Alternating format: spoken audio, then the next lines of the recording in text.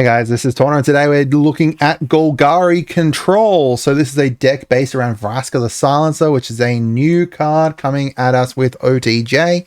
Essentially what she does is she has Death Touch, and then whenever a non-token creature an opponent controls dies, you pay 1. If you do, return it to your battlefield tapped.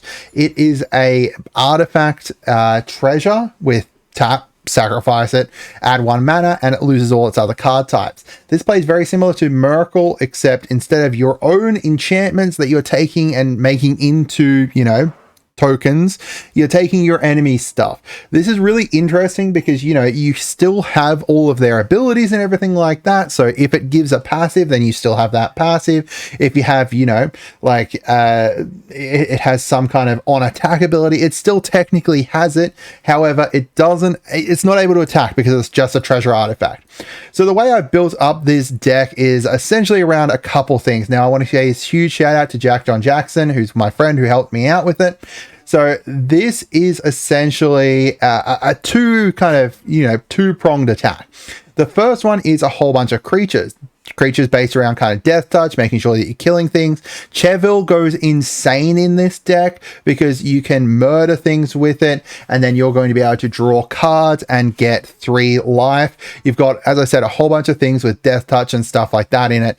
Some reassembly stuff because we need to be able to bring stuff back if we, sack it with some of our other cards and stuff.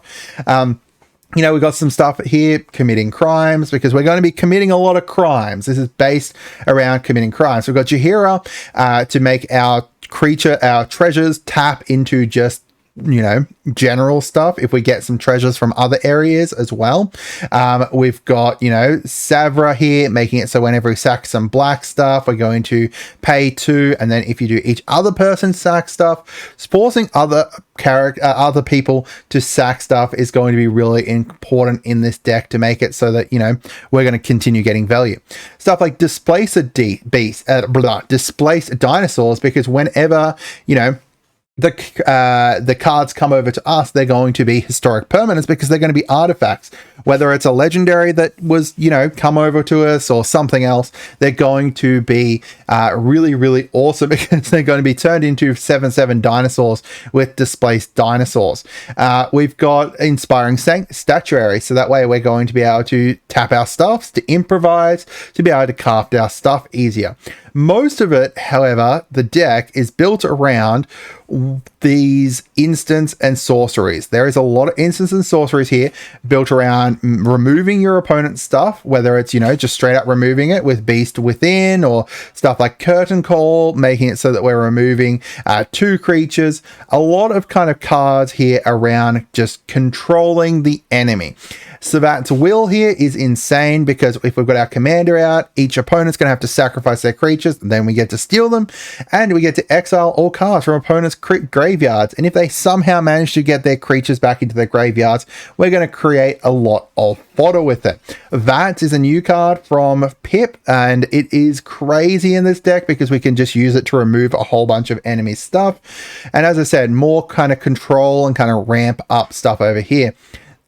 We've got basically 2 kind of different win cons here. One is around stealing all our opponent's stuff. Then we've got Living Death. So we're going to make it so that everyone exiles all their creatures and then sacrifices all the creatures they control. Then they're going to, go into their graveyards. And then we're going to put all cards that they exiled back onto the battlefield.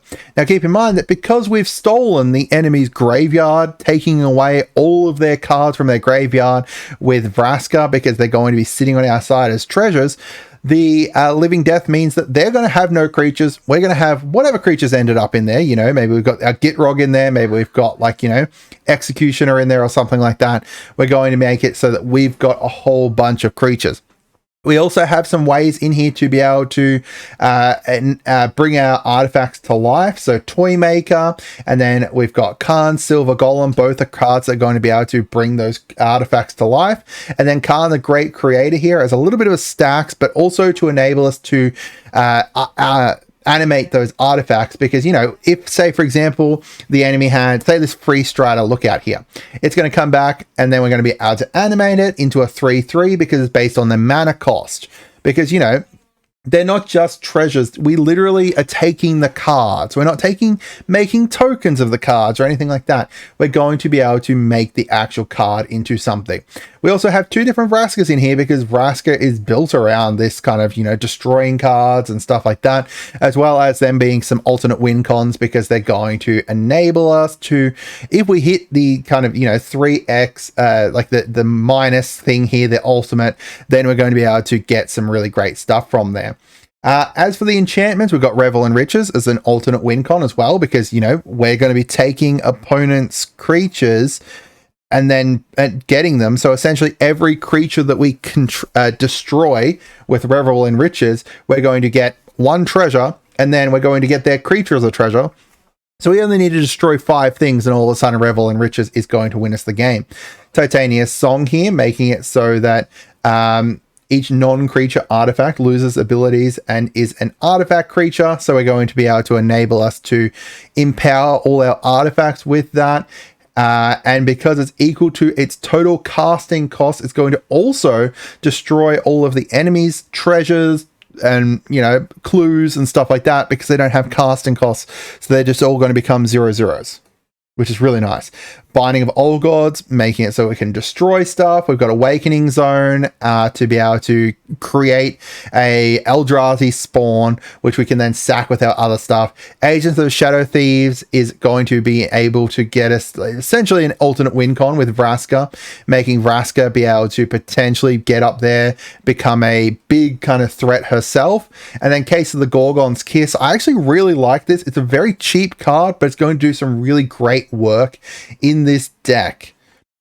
I'm actually really happy with that one. So I'd love to hear from you guys as to what you want to see in the future, what kind of decks you want to see. I'm going to put the link to this down in the description, and you're able to kind of check it out there. Golgari Control, built around removing opponent's stuff, whether it's through Death Touch, whether it's through instants and sorceries, and then win us the game via treasures, win us the game by animating those things that we've stolen away, and win us the game by bringing stuff back from the graveyard. I hope you guys had a wonderful day, and goodbye.